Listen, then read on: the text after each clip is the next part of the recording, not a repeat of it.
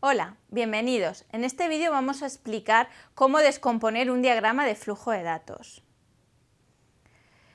Pero antes vamos a situarnos. La siguiente etapa dentro de un ciclo de vida después de la especificación de requisitos es el análisis del sistema. Recordamos que el análisis del sistema se divide en el modelo de procesos, modelo de datos y modelo de eventos. En este vídeo nos vamos a centrar en el modelo de procesos. El modelo de procesos forma parte del análisis estructurado basado en top-down. Este análisis se centra en qué debe hacer el sistema y no en cómo. Y la técnica principal para construir este modelo es el diagrama de flujo de datos. El sistema se modela mediante un conjunto jerárquico de diagramas de flujo de datos nivelados, donde en los niveles superiores se definen las funciones del sistema de forma general y en los niveles inferiores se definen estas funciones pero de forma más detallada. El nivel 0 del diagrama de flujo de datos se llama diagrama de contexto, es el diagrama más general. Vamos a ver cómo se descompone un diagrama de flujo de datos en sus diferentes niveles. El primer diagrama muestra el nivel más general, como ya he comentado, del análisis de requisitos. Este diagrama se llama diagrama de contexto. Este diagrama contiene un único proceso, identificado con el número 0, que representa a todo el sistema. Los flujos que entran y salen son los datos generales y las entidades externas que se intercambian entre estos datos del sistema. Todos los demás diagramas de flujo de datos que se generan durante la fase de análisis proceden de la descomposición jerárquica funcional de los elementos de este primer diagrama de contexto. Es importante tener en cuenta que en un diagrama de contexto no deben representarse ningún almacén, pues se trata de elementos internos del modelo de análisis, que no se relacionan directamente con los usuarios externos.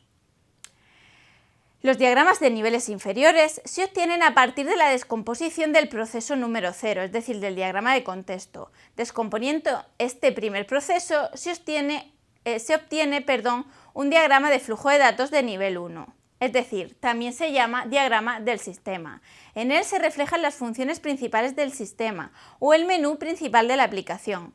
Los procesos que aparecen en este diagrama de flujo de datos se enumeran del número 1 en adelante. Estos procesos tienen que cumplir la propiedad de estar balanceados con respecto al proceso de descomposición desde el cual proceden. En el diagrama de flujo de datos de nivel 1 no es frecuente que los flujos de datos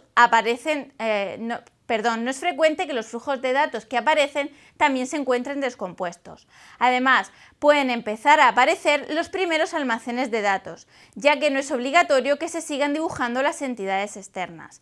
El resto de diagramas de flujo de datos surgen por la descomposición jerárquica del proceso de un diagrama de flujo de datos del nivel 1.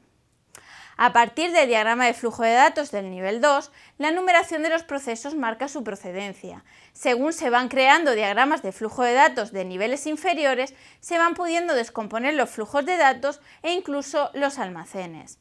No existe ninguna norma para determinar hasta qué punto de profundidad es necesario llegar en esta descomposición jerárquica. Cada problema, según sus especificaciones, requiere un nivel distinto de detalle.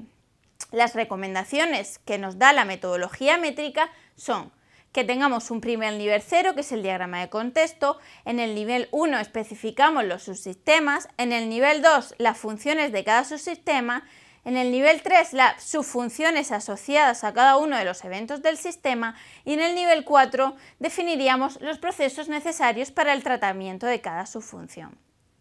Un ejemplo para visualizar cómo se descomponen los sistemas en un diagrama de flujo de datos es el siguiente. Supongamos un sistema de gestión. Como vemos en la diapositiva, en el diagrama de contexto tenemos un único proceso, donde los datos entran y salen del único proceso, y el usuario sería la entidad externa que recoge esos datos. En el DFD de nivel 1, es decir, en el diagrama de flujo de datos de nivel 1, ya vemos cómo van apareciendo los almacenes y además van apareciendo más procesos con un mayor nivel de detalle. Es importante destacar que una técnica complementaria del diagrama de flujo de datos es el diccionario de datos, donde se van a ir descomponiendo los diferentes componentes como almacenes y entidades externas a un nivel mayor de detalle. Con esto acabamos este vídeo. En la diapositiva podéis ver la bibliografía principal empleada. Muchas gracias por vuestra atención y nos vemos en el próximo vídeo.